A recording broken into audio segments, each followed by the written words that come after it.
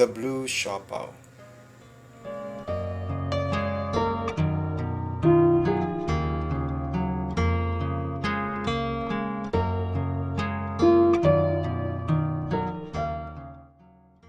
Hi, please identify me by the name of Fish.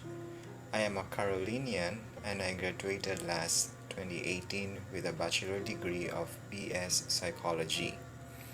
In the late months of 2017, I fell in love with a Carolinian senior high school baby girl, and you may identify her as KM.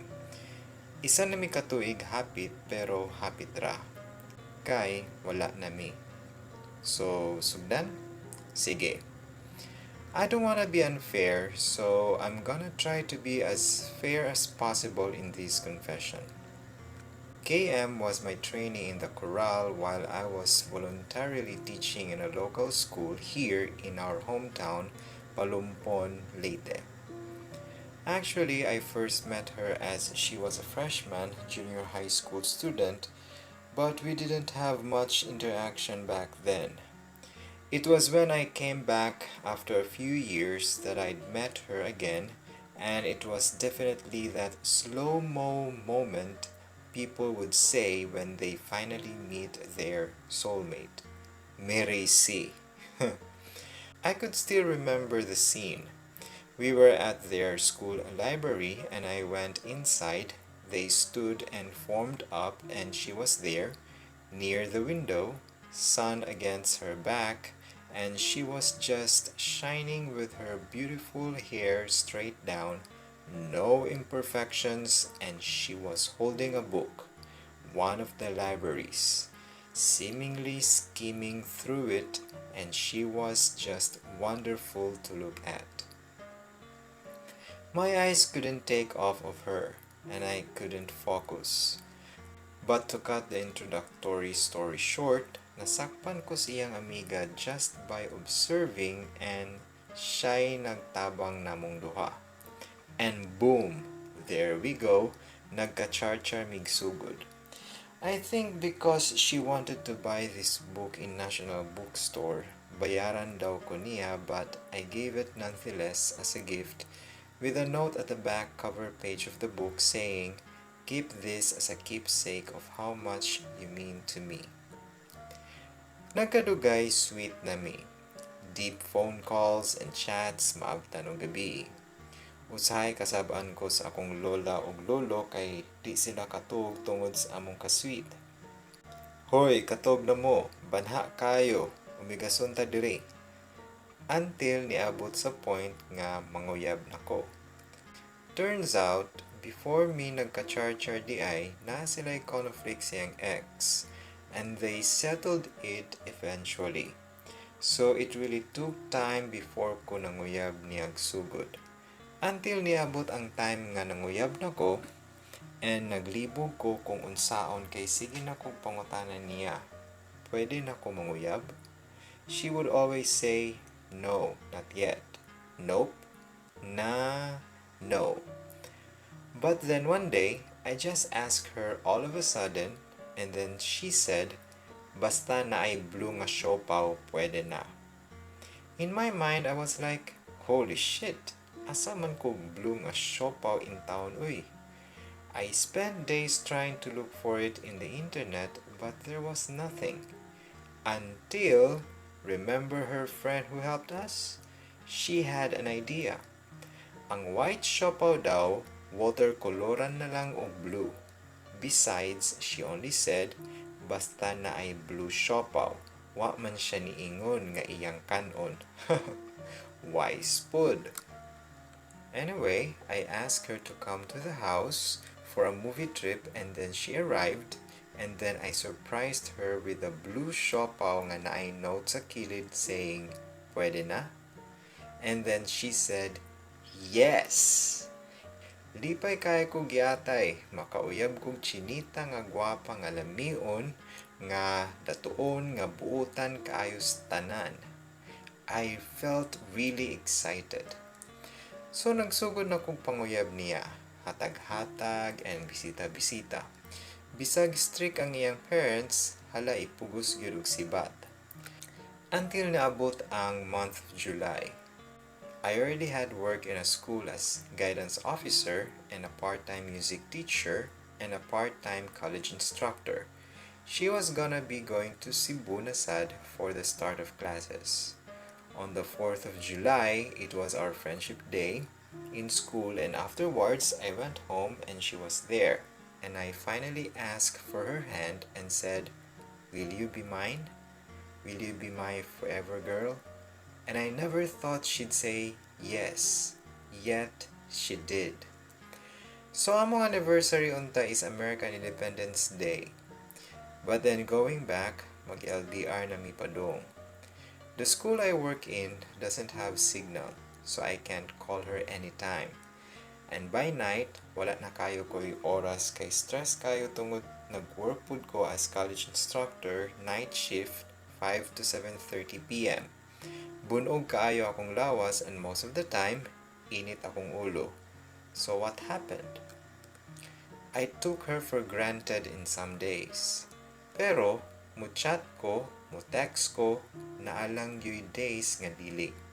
And there were days nga naaga ni party or gatherings, magdali-dali ko, di ko ka-chat or text niya. While siya, dili rasad siya mangutana kay basin para niya makadisturbo siya.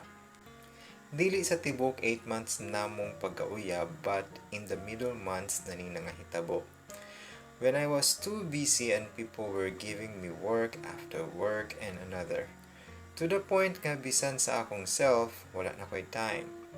And every time magkuyog mi, hatagan akong time akong self mo enjoy. And giftan ako akong self, and dili siguro niya ma-feel nga priority na ko siya, pero maghatag man ko gifts niya. Basin dili enough para niya. But deep inside, love kaayo nako siya with all my heart. Pero wala na agwanta ni KM. Adto siya ning give up nako when I pulled a joke about my ex, and it was the stupidest joke I ever pulled up. An old friend of mine, that's also a friend of my ex, said nga, "Maintag magka-jam tag balik pareha sa una oy." And then I replied, "Di na pwede magbalik sa una kay basin mabalik sad mi." It was a stupid joke, I know. And then she just didn't chat, nor text, nor call me for 2 straight days. And then finally she broke up with me while I was teaching the choir. I didn't know what to do. I was so imprisoned by our distance. So I tried to go to Cebu, but she didn't want to see me. She just ultimately blocked me out of her life all of a sudden. I came back home empty-handed. And then finally, nakigstorya siya nako, and then I begged.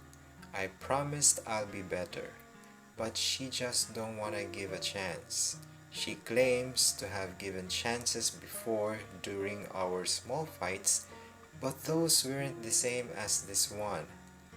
Nonetheless, she had every right to do this cause it's her life and it's her feelings. She wanted us to talk, so we met. I thought we were already getting back, but no, she persisted.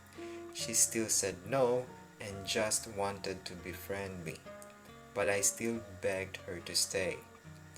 We were like shooting a drama movie outside their boarding house cause we were running away and back and crying at each other at the same time. And then she finally went inside their boarding house where no men are allowed to enter, so I was forced to wait outside for 3 damn hours until I realized that I was probably already harassing her. So I let go and went home. But the pain kept going. I experienced the deepest sadness ever. But I was already diagnosed with depression by my psychiatrist due to feelings of abandonment by my father. This time, it's just thrice the amount of pain.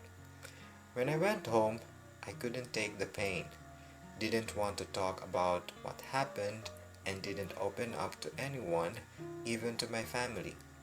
Because of pain, I tried to take my life 4 times, and then the last try was in the comfort room. I cut myself deep because of pain. Blood were all over the floor. To cut the story short, my mom realized I stayed too long in the shower, so she forced herself in and saw me. I survived. My depressive state has gone worse as time went on, but because of the help of prayer, family, and friends, I am slowly healing from depression and is now fighting hard. Until now, I still love her, and until now, I still dream of her. I chat her still, pero siya, parang wala lang.